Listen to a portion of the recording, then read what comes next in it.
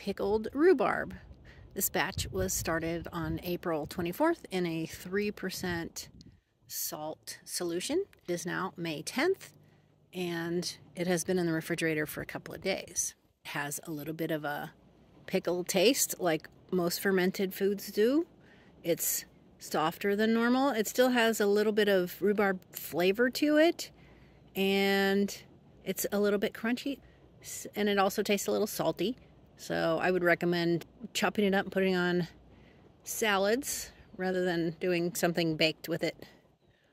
And if you're a local Nevada County history buff, you would recognize it as the pie plant that the Worthingtons were growing.